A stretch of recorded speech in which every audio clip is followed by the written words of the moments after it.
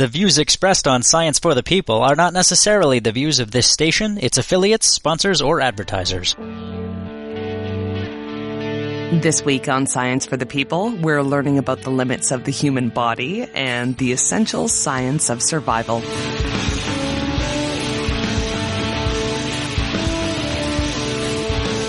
Hello and welcome to Science for the People. I'm Desiree Schell. My guest today is Dr. James Hubbard, survival medicine expert. At his popular website, thesurvivaldoctor.com, he writes about how to deal with medical problems during a disaster or whenever expert help is impossible to get. Dr. Hubbard's evidence-based tips are a combination of modern medicine, makeshift treatments, and grandma's home remedies. He's the author of 4 books, including his latest, Duct Tape 911, The Many Amazing Medical Things That You Can Do to Tape Yourself Together, and Living Ready Pocket Manual, First Aid. Welcome, James. Thank you for having me. Now, survival medicine is a heck of a specialty. How did you get into that? Well, it's just a combination of things. I've been a family practice doctor for many years now. Back in the 80s, when I started, you couldn't get 911 right away every time. A lot of people lived out and it took a while for them to get there. And so they learned how to live on their own. And I learned from them. I also, learned and am still learning things from them, and also things that, they might try that they're wrong about, that at least I think they're wrong about it. And so I try to put a little of that in my website on both sides. Things that you can do when you can't get to the doctor, and things you might not, that you might think are right, but maybe you're not so right. Well, on your website, you are very careful to continually repeat throughout the posts that this blog is for when you can't get to a doctor. It's not either or, correct? That is correct. This is just for information that I'm giving. I'm not trying to make other people doctors or treating themselves. I'm just trying to give them some information to go on to help them in their lives, and especially if they can't get help and something comes up and a medical problem and you just can't get to the doctor. And that, unfortunately, that can happen at any time. Even if you can, it may be a little bit of delay before 911 gets there, and that certainly happens every year. So you point out that sometimes there is no other way to treat issues other than real medical assistance. So for those other cases, you've provided what? Your best guess or things that might work? What kind of evidence is your advice based on? I try to base my evidence on studies if I possibly can, even with the grandma's remedies, like things like honey. They've been studied, and they help coughs, and raw honey is great for, an antibiotic for a wound or something, a topical. So I try to base it on studies. But then there are sometimes, and people hate to hear this, but it's just true that sometimes there's just things you can't do when you're not in the field, when you're out in the field and you don't have expert help. What I can't do. And at those times, I try to say, okay, you can hope and you can, do some support things, but mostly if there's any chance at all, try to get medical help. In some situations, medical help can be available. It just might be dangerous to get to or trouble. I mean, if you're in the middle of an ice storm, or in the middle of some chaos or something, it might be dangerous. And then you have to make the decision. Well, is it worth it? And I try to give you a little bit more to go on that. If you're on a hike or camping or somewhere way out, and it's a difference, in either having to stay there or try to get back, and it's going to take several hours, or maybe find some way to get air help or something. I try to give you information on what to do.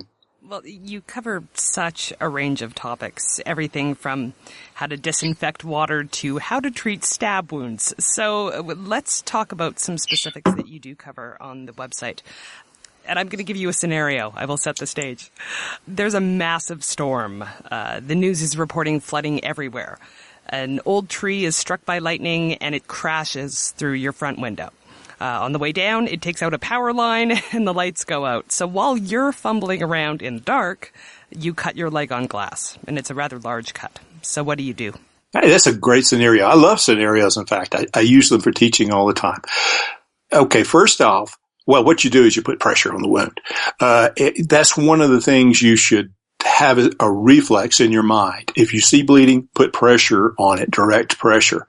Thing about emergencies and situations like that is they come out of the blue, and your mind goes in a panic mode, and you stop thinking a little. It's kind of hard to think rationally or think about things for a few minutes sometimes. So it's good to have a reflex. Do things that can save could be life-threatening within minutes, and something you can do. And in this case, you'd put pressure on that wound until, and you got it covered there for a little bit. And then you can, take a breath and say, okay, what do I do next or whatever? If the pressure doesn't help, you can use a tourniquet. Tourniquets have a bad rap, and a lot of it is true. But in certain situations, if the bleeding won't stop and you hit an artery, a tourniquet can save your life.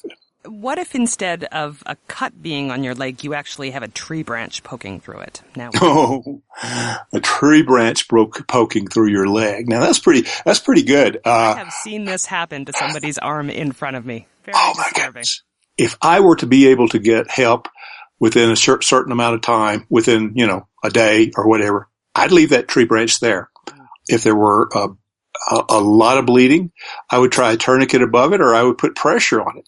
I wouldn't remove the tree branch. If something is deep, especially in the abdomen or chest, but in this case in the arm, it could be, when you try to remove it, you're going to cause some damage by just trying to remove it. The second thing is it could be putting pressure on a source of a blood vessel that would otherwise be bleeding. I think that the best thing to do would be just to leave it alone. If it's going to be, even a few hours, and you can tolerate it in some way, form, or fashion, leave it alone and until you get to the doctor and let them take it out. Now, not all of your posts are disaster-oriented. You have a section on snake bites that I found really interesting because your advice was sort of contrary to what we've been told in the movies. The movies, yeah, they go for more drama and to keep you involved as opposed to sometimes being realistic. Certainly with the snake bite, you don't cut the wound. You don't try to suck out the venom. Both of those, neither one have been shown to help. And they're just going to make you more prone to having an infected wound. That's worse.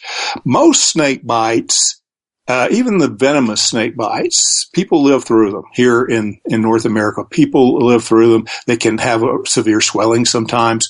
But the only thing you can really do other than, treat the wound, treat the swelling, elevate it, that sort of thing, treat the pain, is try to get medical help as soon as possible. Because if antivenom is the only thing that might help, and it's only used in certain situations, but if it is used, it needs to be used soon. Otherwise, if you're out in the wilderness and you're not able to do that, you just clean that wound and just like you would any other wound and try to keep it from getting infected, and then also keep it at about level of your heart so that the venom is not rushing too much to other parts of your body, but on the other hand, it's just there on compromise. So it's your arm or leg or whatever might be swelling more. So, keeping it right at heart level is probably about the best thing to do. One other thing you might try to do, and this may or may not help, is you could put a compression dressing on it. You can start, around the wound and just put it directly on it. It's not a tourniquet, and don't put it tight enough to be a tourniquet, but just good in pressure. And some people have shown that that's helped. It's still up in the air whether it's going to show that how much it does, though. Such practical advice. Now, of course, it is the season to talk about hypothermia. So, what are the symptoms? Oh, yeah. If you have hypothermia, one of the first symptoms can be confusion, surprisingly. So I would suggest that if you're going to go out in the cold, you and somebody else go together. And hopefully both of you don't get confused at the same time, because you could, and one of you will notice and say, hey, we need to go inside. Nausea can be subtle changes like that. Nausea, confusion can be the first signs. Always layer when you dress so that you don't sweat, because sweat can and liquids can take away heat from your body. But then on the other hand, you want to stay warm. Always try to eat a little something before you go, because your body uses food for energy and fuel. And also make sure that you drink a lot of water and fluids. Whether you're getting too hot or too cold, it's really important to stay hydrated up, because if you're not, your body just doesn't fight off, just doesn't regulate your temperature as best you can. Don't rub.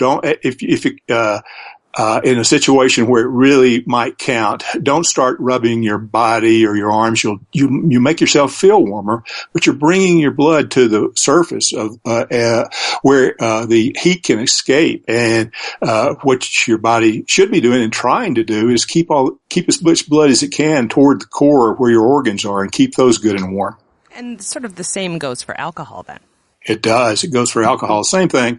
Basically the same thing. Yeah, alcohol makes you feel warm. It dilates those blood vessels close to your skin, but then on the other hand, it allows the heat to escape. So, and it may make you feel warmer, but it's cooling off your core, your heart, your brain, your kidneys, whatever, your liver, and that's what's really the most important to keep you alive.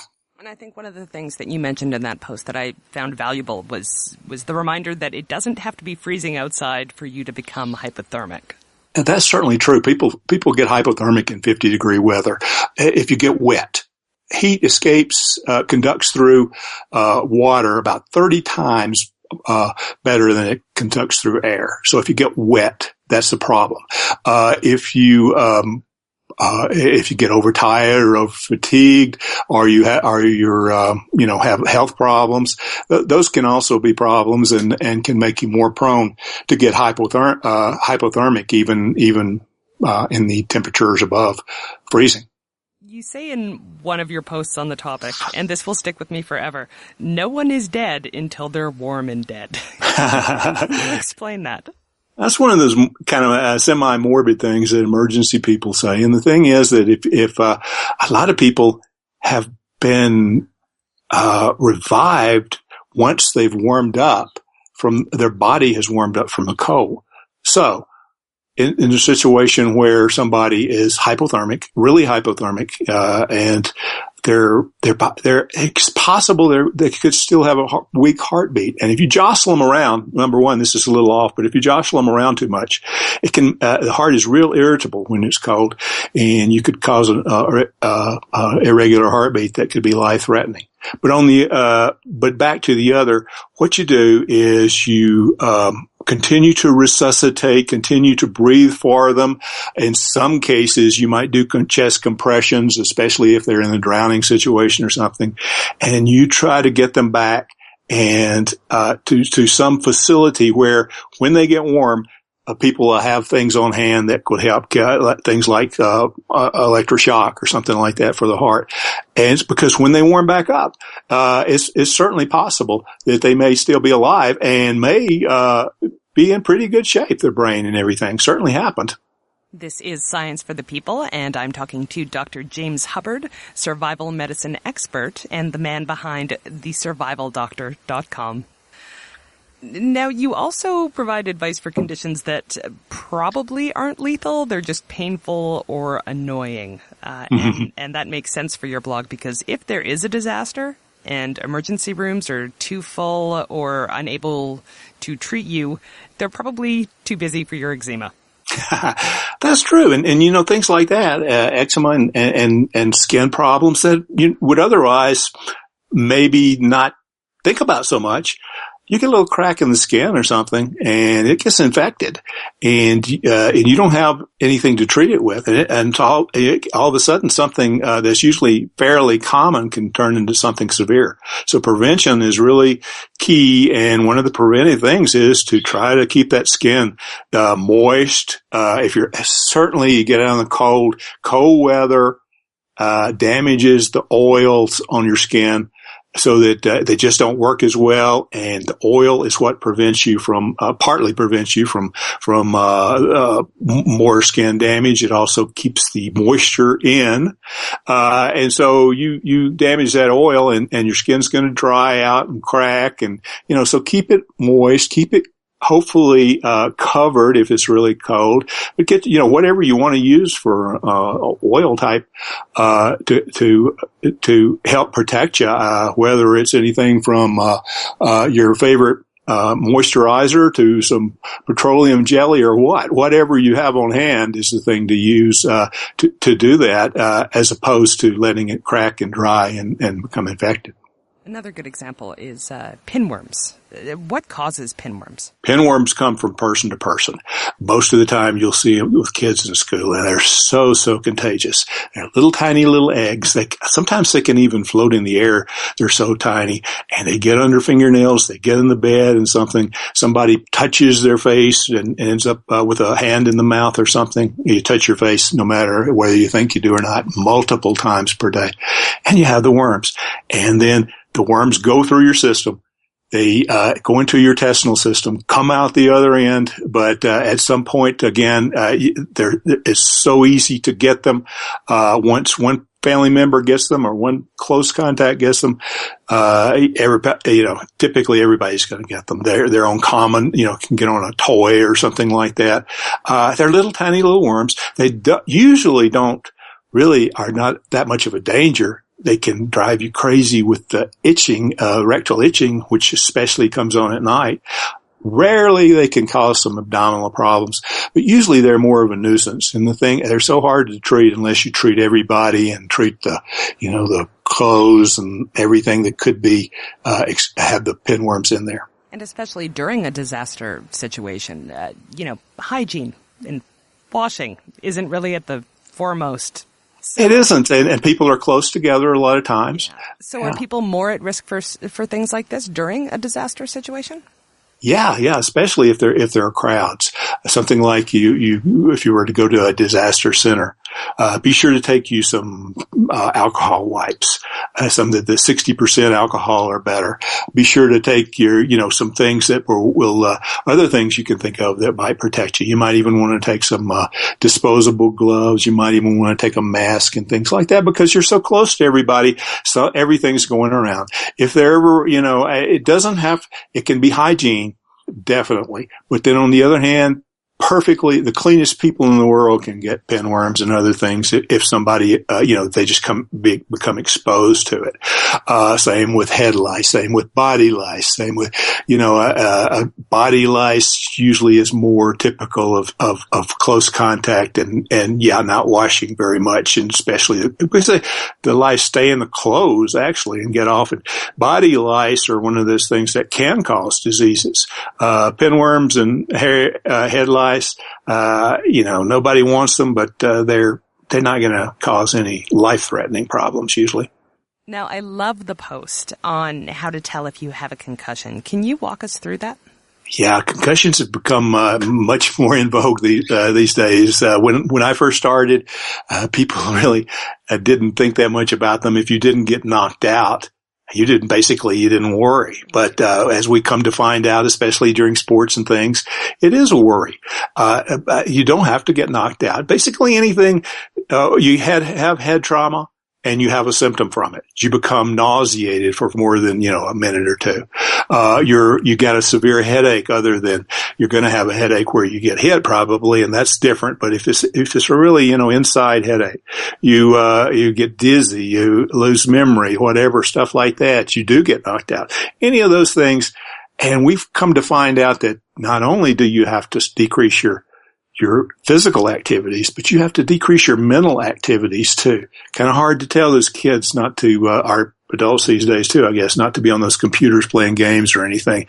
You should rest your mind. And it's not like television where you get knocked out for 30 minutes, come up right and start going again full strength, because if you were to have that, you'd probably have a really bad headache, you'd be dizzy, you'd have blurred vision, you'd have nausea. The thing about it is, if you don't take that seriously and rest, it can linger for like days to even weeks and longer. Sometimes it'll do that anyway, but if you don't, it's much more likely to. Well, what about the idea that you shouldn't let someone go to sleep if you think they might have a concussion? That's a kind of a judgment call. I've seen so many times in my practice, some kid or an adult get hit in the head, have a cut or something like that. They're all excited, a lot of times crying, etc.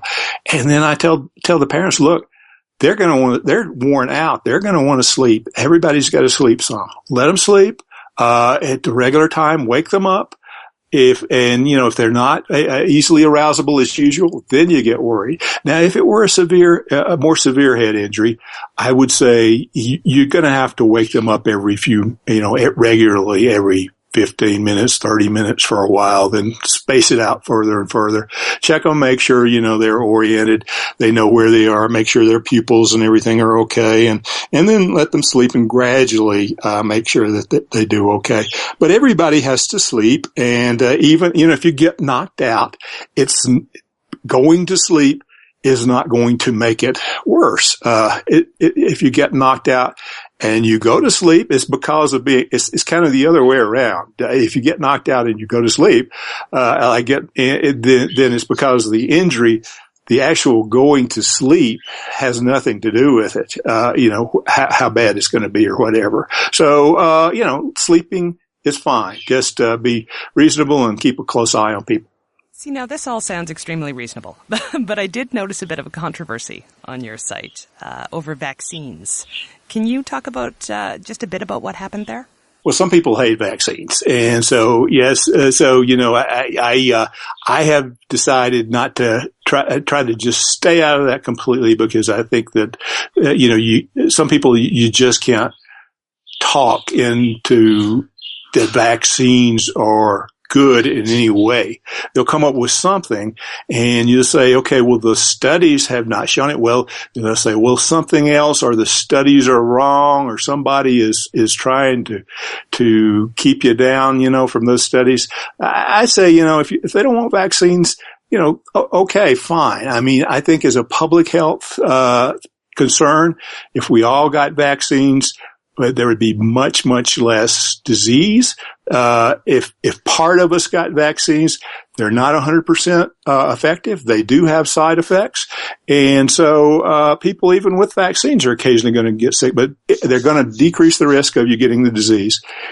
There's less risk of, disease, problems and more benefits in general. And then somebody will come up and say, yeah, well, say that to the person who had the severe reaction. Well, that's true. I can't, and I certainly have much sympathy for those people, but it's just like everything else. It's just like taking an herb or a natural product or whatever.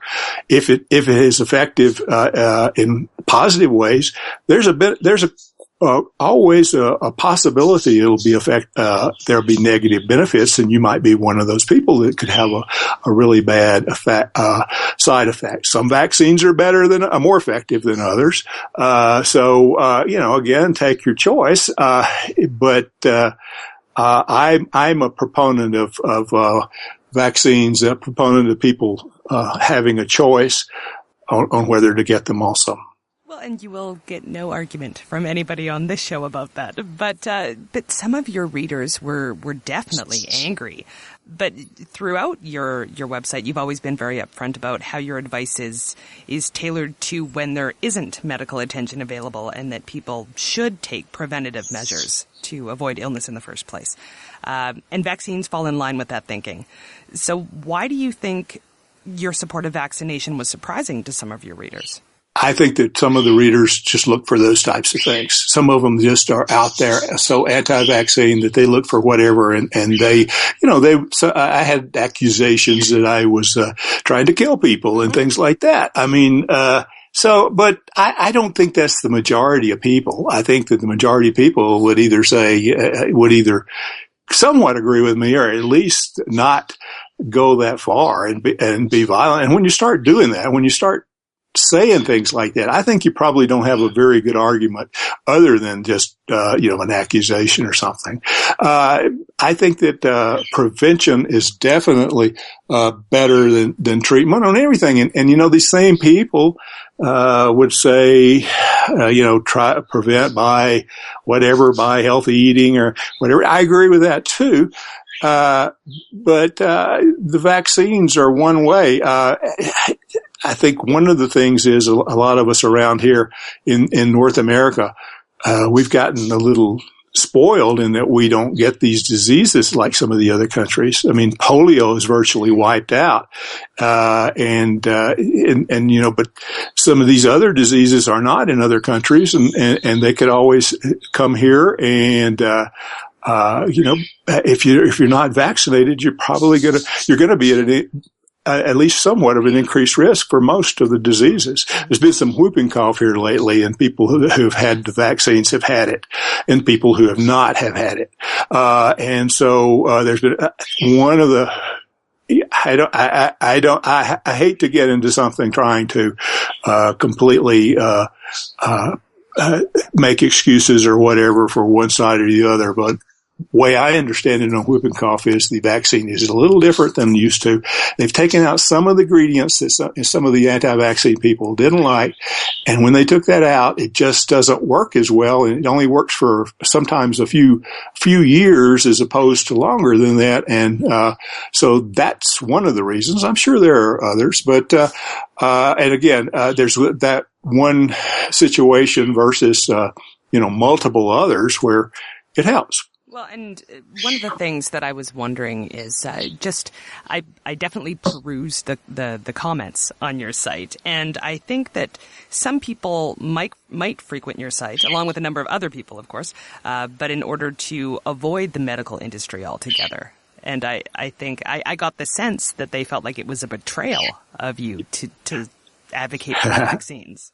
I think you're right there too.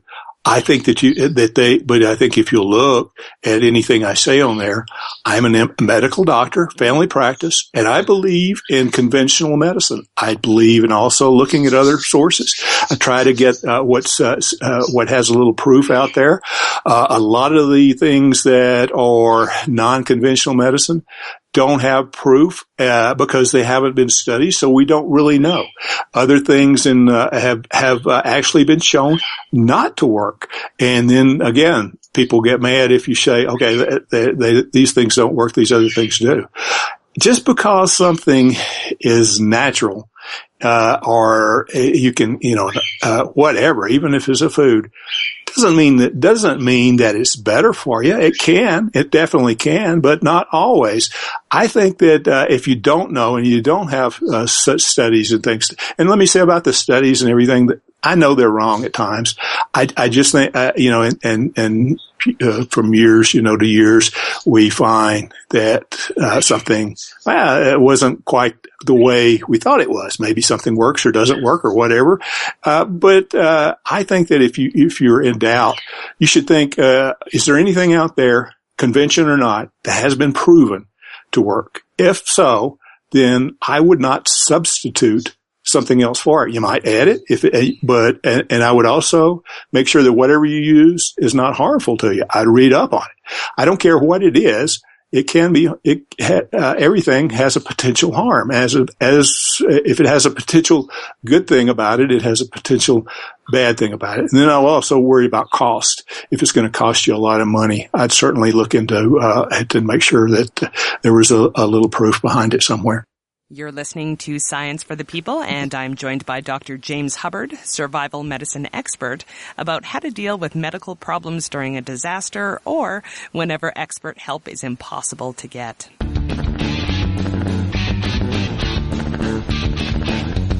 Science for the People is a weekly radio show exploring everyday life from a scientific perspective. To find out where Science for the People airs near you, or to listen to past episodes, check out our website at scienceforthepeople.ca. You'll also find links to connect with us on Facebook, Twitter, and Google+, or to subscribe to the podcast in iTunes. And now, back to the show. Welcome back to Science for the People. I'm Desiree Schell. My guest today is Dr. James Hubbard, survival medicine expert and the man behind thesurvivaldoctor.com. The comments on your website are fascinating. There seem to be a lot of young girls with fairly innocuous issues that read your blog. Have you noticed that? I've noticed that a little bit lately. I think I have a variety of people. I think that some of the comments, are that I don't know what they're actually looking for. Maybe they're looking for some confirmation. I think some are. I think that, sometimes I assume people, even with what I do, I still assume people know some things that don't know. And it's just like me and some other type of, field. I mean, a plumber probably assumes I know more than I do. And I probably assume people know some stuff. So there's that too. There's always, other than just pure science and pure facts in there. People have their own ways, their own situations, their own dynamics. Comment section in the entire world. It's interesting with these young girls. A lot of them will actually say that they don't want to talk to their parents about some topics. And I noticed that on the pinworm post, but also the post about yeast infections. Yeah, the pinworm post is for, I think, males and females, and the yeast also. And I think that's part of just growing up. They just don't understand that that's part of life. I mean, I have that coming. I've always had that in the office. People come in embarrassed, and I will say to them that, or I will think, I'll say something, but I'll also think, you're not going to come up with something that I haven't heard before, and a lot of the things they're embarrassed about are things that everybody has, or a lot of people have. And that's the case with some of these comments. They're not used to that. They're embarrassed. They're afraid that the family is going to get mad. And it's possible they do, but they need to, tell their parents and things about this. That's part of the things parents are for, to teach you about those things, to help you. And in the case of like pinworms, they don't tell their parents, and their parents get those pinworms and don't know where they're coming from. And that's very likely in a family. I would think they'd be a little more mad than somebody say, if the child comes up and say, hey, yeah, I know I've had them about 6 months, but I just didn't want to tell you, or something like that. So these things, people, I'm sure people get mad at them in situations, but I don't think the majority of parents are going to get mad. They've probably had that problem before in a lot of those situations, and they're more than welcome to help. But it's the same in coming to my office with adults.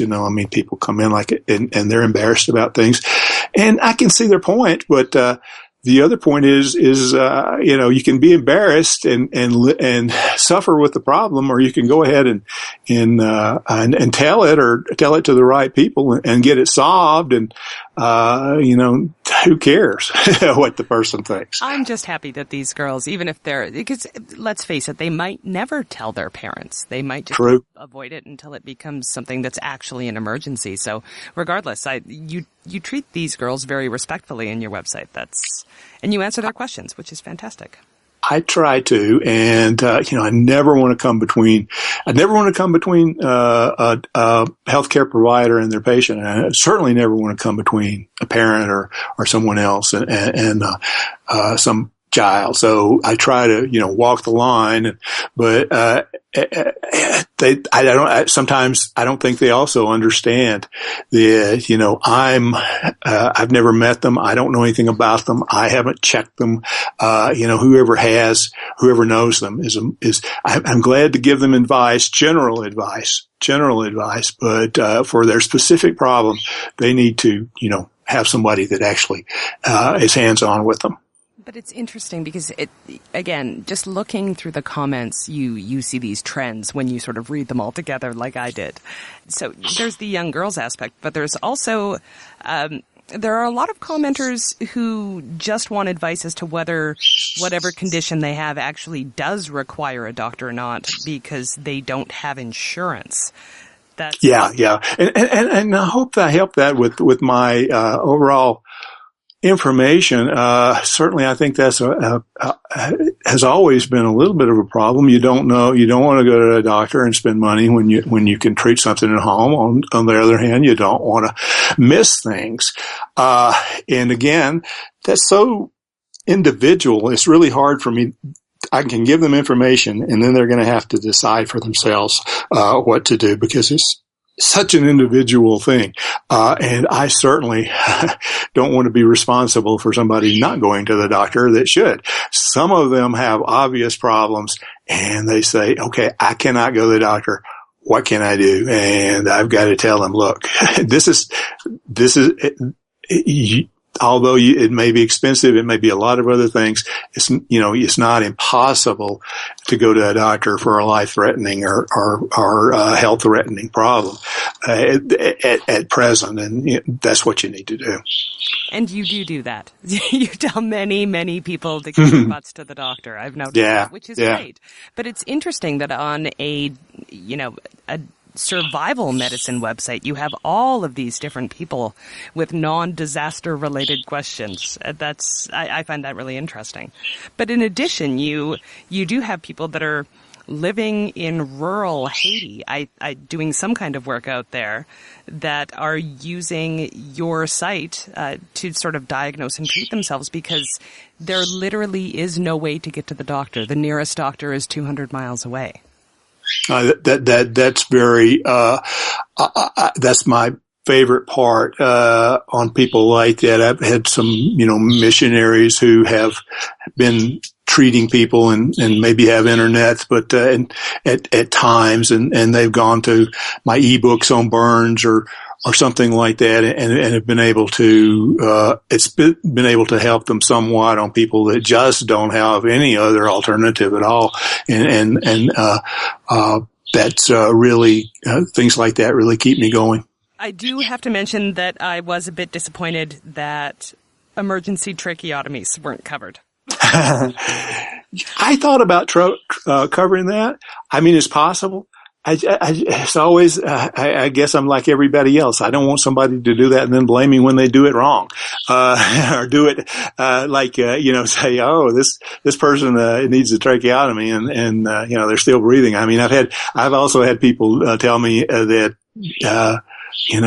people, that they find somebody injured and they're talking to them and this person who's trying to help wants to do chest compressions on somebody talking to them. Or, if I've had, people do the Heimlich, the abdominal thrust, which is just quite a life-saving thing, but they do it on people who weren't choking, So I don't want somebody going around in a situation that they might have just been having a really, really bad cough or something like that. But I don't want them going around and saying, doing something and then saying, well, I got that from Dr. Hubbard. But I hope that people who look at the site know, again, that this is for information only and only in the worst cases when nothing else is available. You do, however, explain how to deal with a tension pneumothorax, which I had never even heard that term before. Yeah. That was a little out of order, but and I guess I'm taking a little chance there. But a pneumothorax is when air gets between the lung and the chest wall, the lung collapses, and so I would like the typical one that you're going to see either is a leaking lung, for a little lung lining has sprung a leak a little bit, or from trauma and there's a hole in the chest. There's trauma and there's a hole in the chest, that's called an open pneumothorax. You can actually, if you were out there on the highway or whatever, and you saw that, you could put a credit card or something, or a driver's license on that. Perfect to use until help arrives, because it becomes a one-way valve. Every time the person tries to breathe in, they don't suck in that air from the outside into their, into their chest. Every time they breathe out, they're able to push any, out that needs to come out. Tension pneumothorax is a little different. The reason I mention it in there is it's one of those life-threatening things that if it's not treated within, a certain amount of time, within, sometimes, less than an hour, depending on the situation, it can kill you. And what that is that, air gets trapped going the wrong way. So every time you breathe in, air comes in and it can't get back out. So it's like a balloon blowing up inside your chest and pressing on your lung and pressing on your heart. Pretty soon the other lung, gets to where it doesn't work and it presses on your heart. So it doesn't work. So if you have a pneumothorax, you think you do for whatever reason. And I have on the website how you can look for that. One of the reasons, of course, would be if you had a hole in your chest. But if you have a pneumothorax and you've covered it, and the person just continues to get worse and worse. Whereas they were short of breath and having pain and being fairly alert, all of a sudden they're not alert. They're getting more short of breath. Their pulse is going up, that sort of thing. Then you need to get that trapped air out if you can. Now, in order to do that, you're going to have a hollow needle. Now, a lot of people don't have that, but on my website, I actually have a little course, video course. That's one of the many things I show you how to do, and show you where you could get a needle if you wanted to. Show you how to put it in. It takes the air out. It doesn't do a thing for that open pneumothorax, so you still got one, but it's not the life-threatening pushing on your heart type anymore, and it can save a life. And certainly emergency people, EMTs, paramedics, people who go out in ambulances and all that, they know how to do that. Probably most of them have done it, and most of them have saved a life because of it. That is intense. Before we go, I do want to ask you a bit about duct tape 911 because when you sent your biography, I realized that I had missed something very, very valuable because that is right up my alley. Can you talk a bit about it? I love to use I use household items for medical supplies. Medical supplies that can be used for more than one thing. I think that, it's fantastic if you have these expensive medical supplies around, but you don't have to.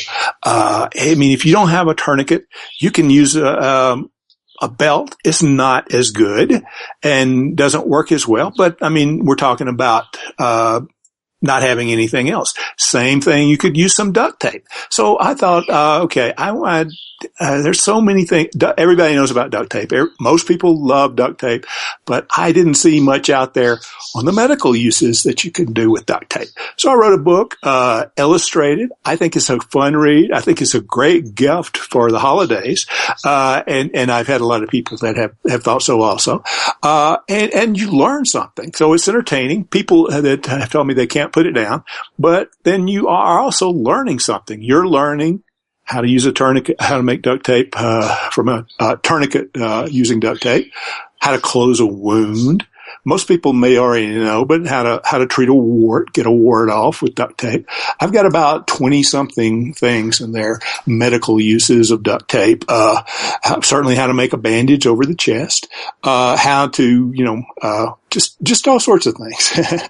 I love this so much, it's not even funny. I will be contacting your publisher. Great. James, you are great. Thank you very much for being here. Thank you for having me. We've linked to Dr. James Hubbard and thesurvivaldoctor.com on our website at scienceforthepeople.ca. After the break, we're joined by Dr. Rob Tarzwell to talk about what to do and not do when you're stranded in the wilderness. Stay tuned.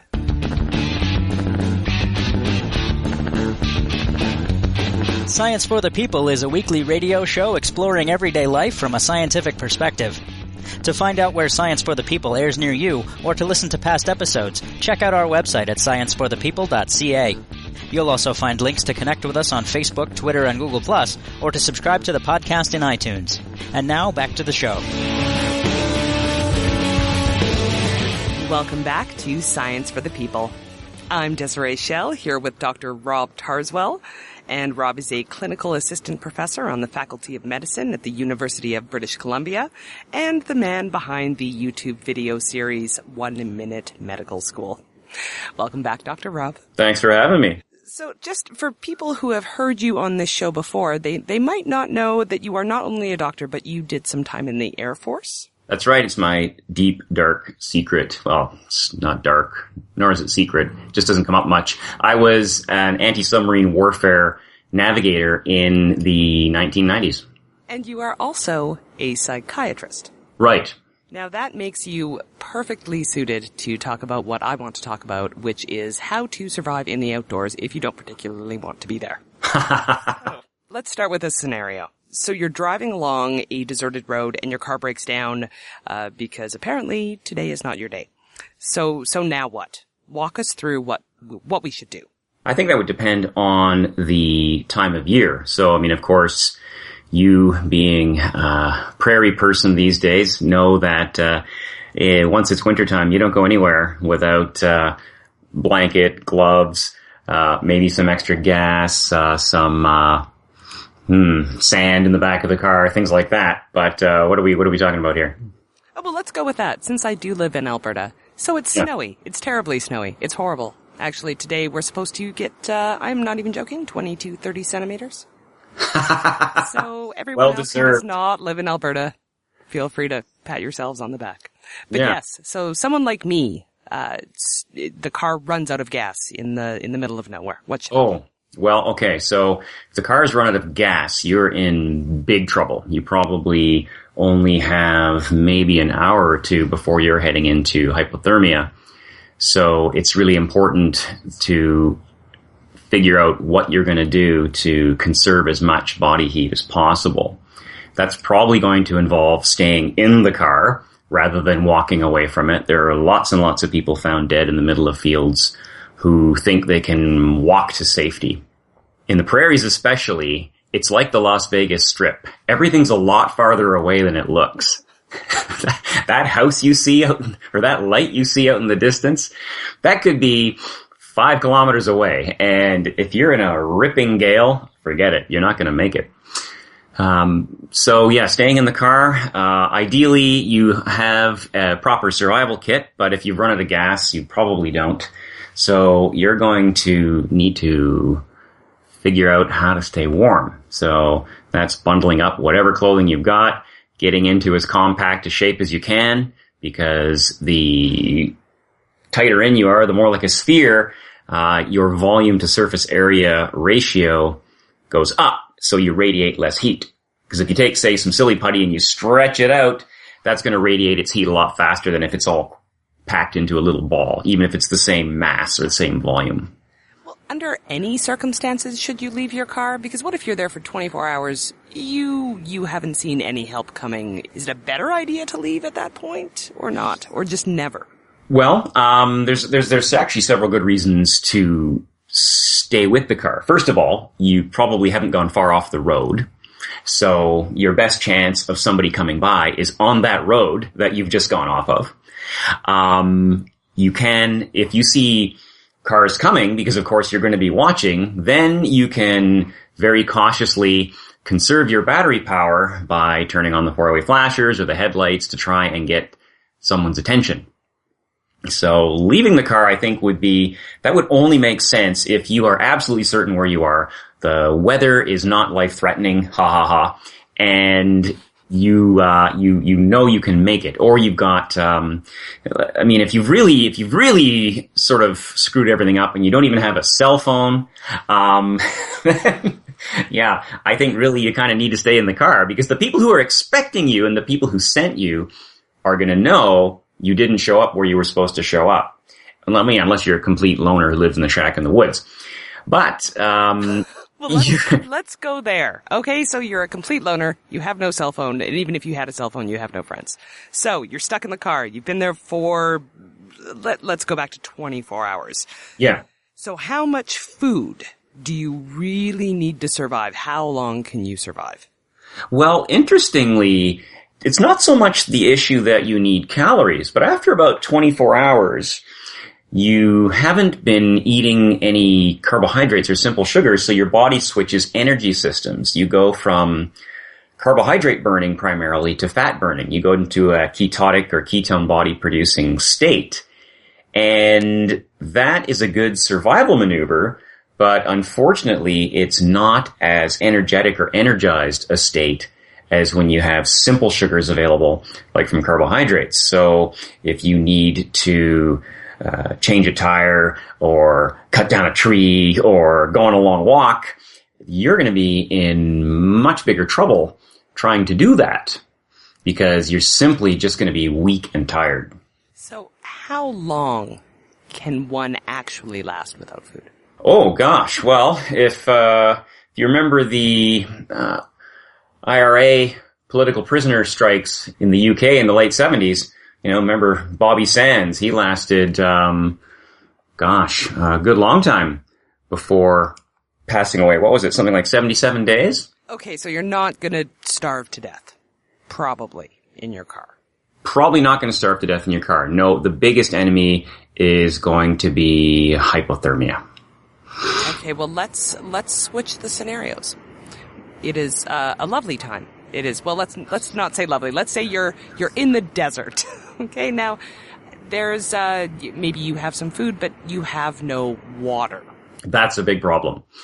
In the desert, you're probably looking at about 24 hours before you are dangerously dehydrated.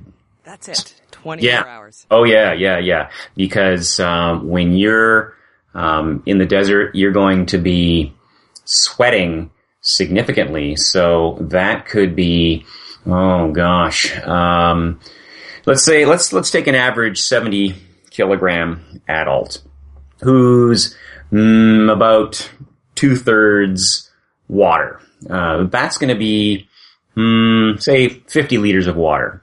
If you're out in the desert and you're perspiring between 2 and 4 liters a day, already by the end of day one, you have lost potentially between 5 and 10% of your total body water. That's a significant amount of water to lose.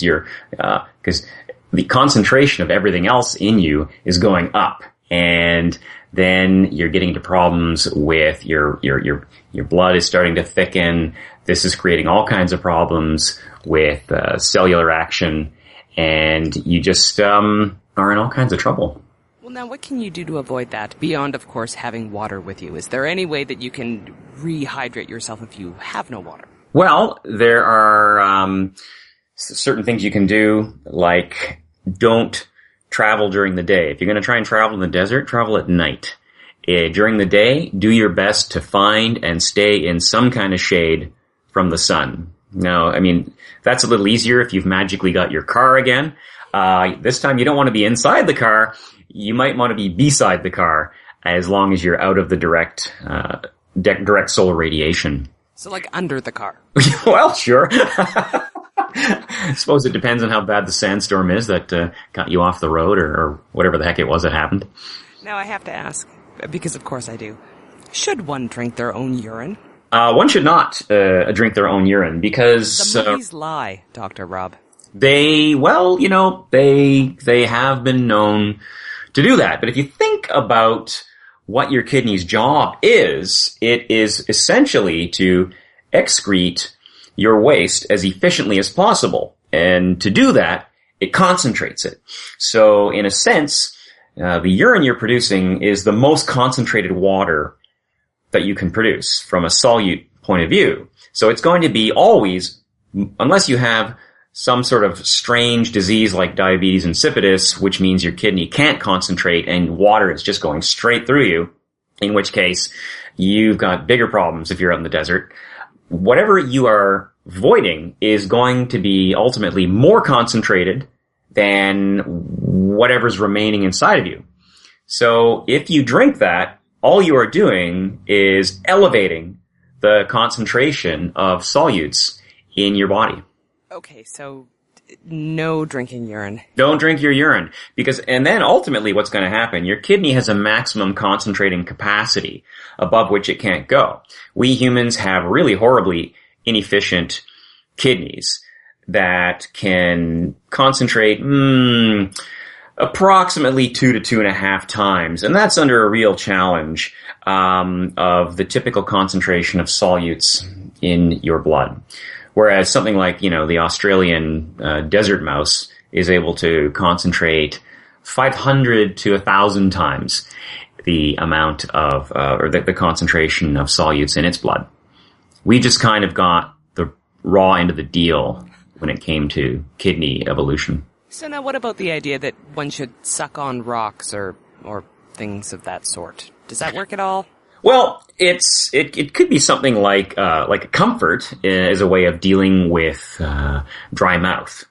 But you're not magically making water. All you're doing is making saliva, which you're then swallowing. So, I mean, there's certainly something to be said for not having a dry mouth among all the other horrendous discomforts you're facing. But no, you don't get any freebies. Well, you mentioned comfort, so let's talk about the psychological angle here. Now, what are you experiencing when you're in this situation?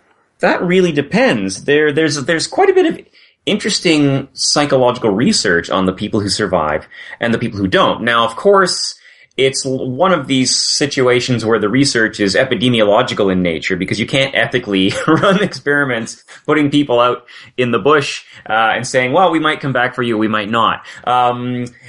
But those who do tend to survive tend to be not necessarily those who are the halest and the hardiest, but it kind of boils down to the people who have a reason to live. So do you have young kids? Do you have somebody who you have some sort of obligation towards, somebody you're caring for? Do you have some kind of mission in life? But primarily, the thing that keeps people going is young kids. Comes up a lot. Like, I had to survive for my children. So have children if you want to survive. If you absolutely must get lost in the wilderness under life-threatening circumstances, it's not a bad idea to have young, dependent children at home. Oh, I don't know how much hope we're providing people with at this point. So I'm wondering, now you must have some pretty interesting survival stories. Do you not? Well, funny you should ask. It's not just by coincidence that we discovered today that I was in the Air Force. Part of my Air Force training was survival school, which included land survival, sea survival, and Arctic survival. And I was quite possibly, and this is going to undermine the confidence in everything I've just said, quite possibly the worst student who ever came through the Canadian Forces Survival Training School, or as it was called back then. When I was on land survival, on our last night, I decided, okay, I've been miserable, I've been cold, I'm going to build the biggest fire I can with all the wood that I've gathered. Well, I nearly set the forest on fire. In fact, I had got some roots burning, which is really dangerous. But the fire was so huge, I'm sure you could have melted pig iron with it. So I did achieve the goal of making a gigantic fire. But speaking of that ketotic state, I was moving at slow motion in this fire that you could have used to harden glaze on ceramic. And the only source of water was about 45 feet down a steep ledge down through a little creek. And all I had to get water in were these old rusted Folgers coffee cans with holes in them. So there I am, slowly shambling up and down this bank, getting water from this creek, shambling back up, fighting this fire that was the size of a Volkswagen Beetle. It was just ridiculous. Yeah, really, right? So getting that thing out had nothing to do with my skill. It was pure luck. But as I learned, better lucky than good. Rob, if you can't be a good example, you have an obligation to be a horrible warning. All right, is there anything that you would like to leave people with before they go off on their various treks to see their family across desert and or snow? Because that's what happens, right. In North America. My God, never let the gas tank get below half. Have sand in the back, have candles, have space blankets, and have food and water. The water might freeze, but you can drink it before it does that. Would you tell them not to panic? Well, that's a funny thing. Panic is one of these things you can tell people not to do, but it doesn't really seem to work. They just go ahead and panic anyway. That's not reassuring in any sense whatsoever. Yes, don't panic, ladies and gentlemen. Well, I'm sure that helped a lot. If anybody is listening to this on their car radio while they are stuck in their car, I am so sorry. Rob, as usual, I love you. You're great. Come back anytime. All right. Well, all you have to do is extend the invitation. And that was Dr. Rob Tarzwell of 1 Minute Medical School. We've linked to him on our website at scienceforthepeople.ca. And of course, if you'd like to follow us on Twitter, Facebook, or Google+, there are links for those too. Or you can click the link for iTunes, where you can download past episodes or subscribe to the show. Thanks for listening, and we'll see you next week on Science for the People.